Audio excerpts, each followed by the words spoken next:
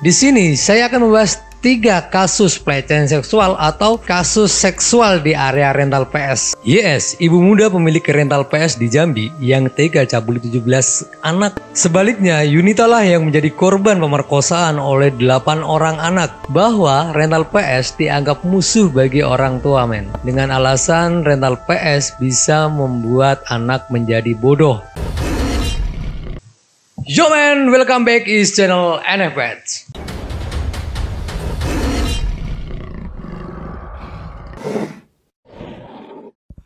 Beberapa hari ini kita dikagetkan dengan berita yang sangat ironis sekali, yaitu berita tentang pelecehan seksual oleh wanita pemilik usaha rental alias usaha rental PlayStation ke anak-anak pelanggan atau user rentalnya, men. Padahal beberapa minggu terakhir ibu-ibu sudah dikhawatirkan atau sudah diresahkan tentang berita penculikan anak yang marak terjadi di beberapa wilayah di Indonesia. Entah itu hoax ataupun nyata, kita juga nggak tahu. Tetapi untuk berita penculikan anak sudah sangat meresahkan para ibu-ibu di Indonesia. Dan sekarang ditambah lagi dengan kasus pelecehan seksual di area rental PlayStation. Dan parahnya lagi, pelaku pelecehan seksual di area rental PS itu adalah pemilik usaha rental itu sendiri, men.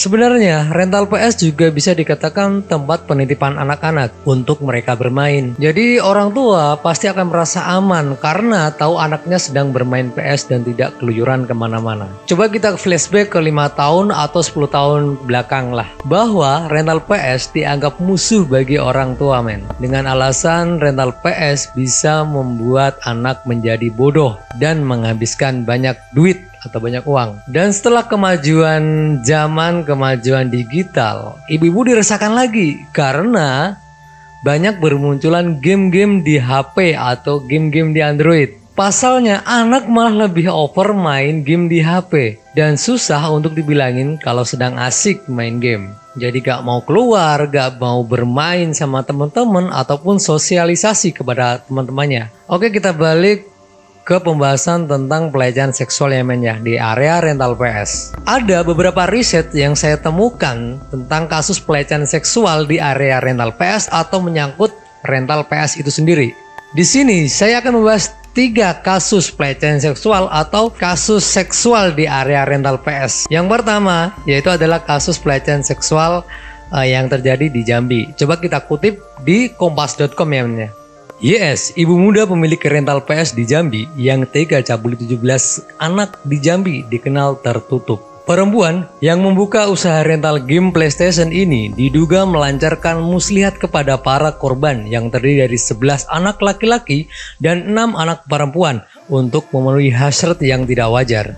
Para korban diiming-imingi menambahkan jam bermain game jika patuh kepada sang pemilik rental PS. Nah, itu adalah sekilas kasus tentang ibu muda yang melecehkan 17 anak.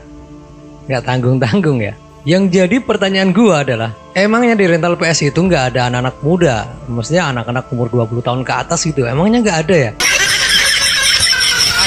Karena dari 17 anak atau 17 korban itu rata-rata anak di bawah umur ya, man, ya. Padahal kalau pelanggannya anak-anak muda kan jadi lebih ya maksudnya lebih terpuaskan itulah, men. Oke, kita ke berita tv1.com. Terkuak masa lalu kelam Yunita Sari, ibu muda Jambi pelaku pelecehan seksual ke belasan anak bermodus rental PS. Tuduhan terhadap Yunita Sari sebagai pelaku pelecehan seksual terhadap 17 anak-anak di Jambi itu tidak sama sekali benar, beber Rida kepada tv1news.com. Sebaliknya, Yunita lah yang menjadi korban pemerkosaan oleh 8 orang anak. Mulanya mereka bermain PlayStation di kediamannya. Nah, ini jadi gimana nih, men, kasusnya, men? Kalau memang dia seorang korban, kenapa kejadian itu berulang-ulang kali dan dia tidak melaporkan kejadian itu kepada pihak yang berwajib? Jadi kasus JS ini dia melapor balik dengan alasan dia adalah korban dari pemerkosaan 17 anak itu kepadanya. Jadi lucu. Oke, kita kutip lagi di merdeka.com. Andri menjelaskan, tersangka melakukan serangkaian kekerasan seksual di rumahnya yang berada di Kelurahan Rawasari. Kota Jambi. Dirinya memanfaatkan usaha rental PlayStation untuk merayu hingga memperkosa korban agar memenuhi hasrat yang tidak wajar. Dibujuk rayu, salah satunya diberikan tambah waktu main video game. Iming-iming seperti itu. Banyak waktu di sore hari saat ada anak-anak main video game. Dia panggil satu persatu untuk masuk ke kamarnya, jelasnya. Jika korban tidak menuruti permintaan pelaku, tersangka mengancam anak tersebut tidak boleh pulang, tidak dibukakan pintu. Lanjutnya, para korban disuruh melihat aktivitas seksual tersangka bersama suaminya melalui celah jendela.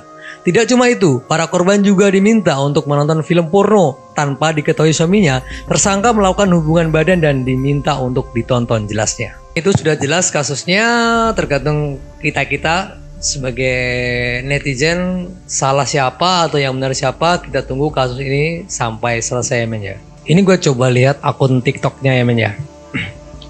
Ini akun TikTok milik PS dengan Nick Yunita 9999. Kita coba play.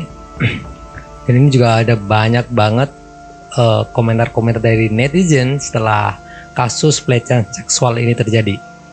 Kita coba play.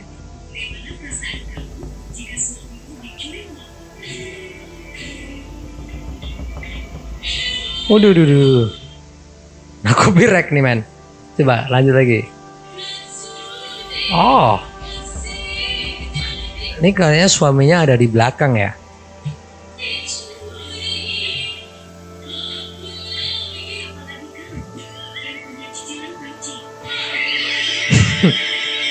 Aduh.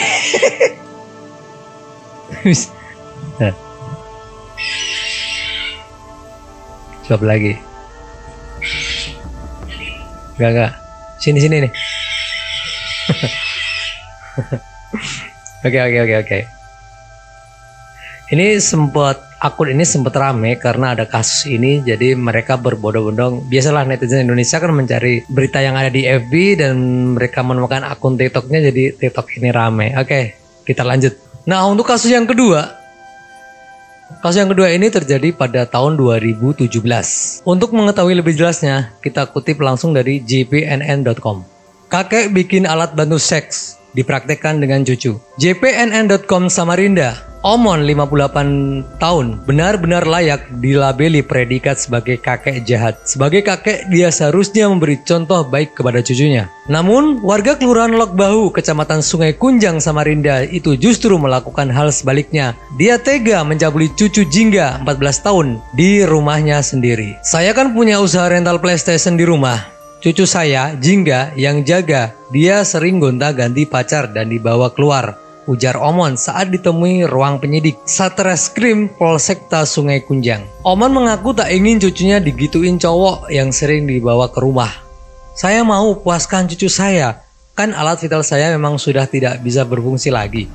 Sudah 3 tahun belakangan saya tidak bisa melakukan hubungan badan, beber Omon. Hah, ini lucu ini. Seorang kakek tega berbuat seks kepada cucunya sendiri, ya, meskipun dia tidak melakukan langsung kepada cucunya, tapi dengan alat bantu seks. Kreatif juga sih. Kasus yang ketiga terjadi di tahun yang sama, yaitu tahun 2017, men.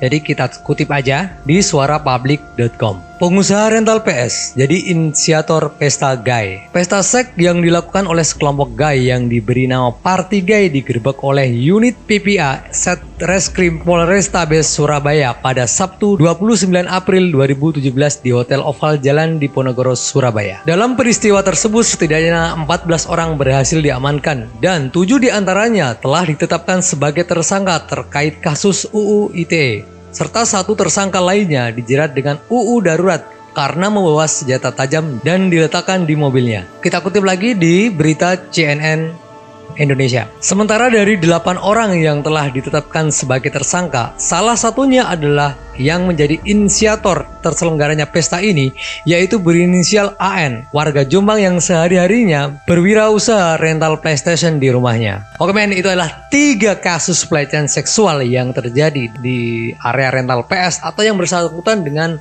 rental PS ya men ya. Dengan kasus-kasus seperti ini, kita sebagai pengusaha rental atau teman-teman yang mempunyai usaha rental pastinya akan sedikit banyaknya akan berdampak ya pastinya ya. Dengan kasus-kasus seperti ini dia menyangka bahwa mendingan kamu main HP aja nah daripada main rental PS nanti dilecehin sama orang-orang di sana.